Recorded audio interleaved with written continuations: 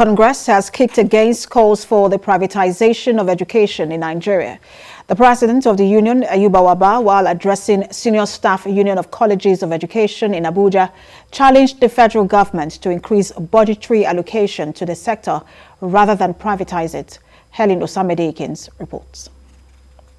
There have been calls for the privatization on the education sector in Nigeria.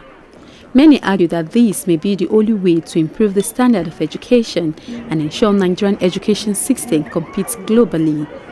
But the Labour holds a contrary view. It insists the government should strive to implement the UNESCO benchmark for funding of education. UNESCO had recommended 15 to 25% of national budget for the funding of education, but Nigeria is still far behind from these. The recent 2021 budget allocation was less than 10%, which is one of the lowest in the past 10 years. It will push many people out of prosperity into poverty.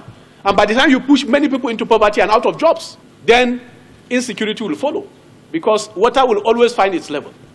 When the children of the poor, who are mostly affected, they will be thrown out of school because their parents cannot afford to pay higher fee for education.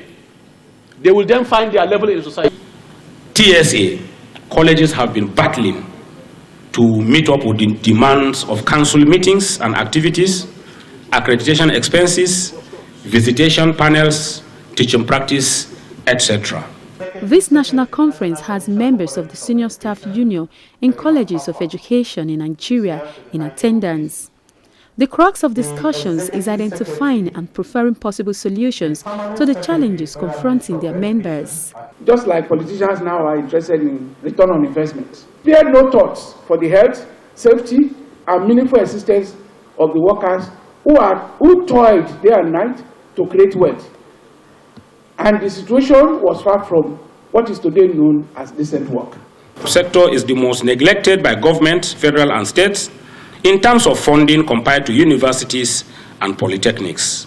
This is purely because our products, the students, are children of the masses and the downtrodden, who are voiceless, unlike those of the high and caliber in the society. They also challenged the government to declare a state of emergency on insecurity following the continuous kidnapping for ransom, which some of their members have fallen victims to. They are hoping that the Nigerian government will meet their demands and give teachers their rightful benefits. Helen Osamede-Akins, TVC News, Abuja.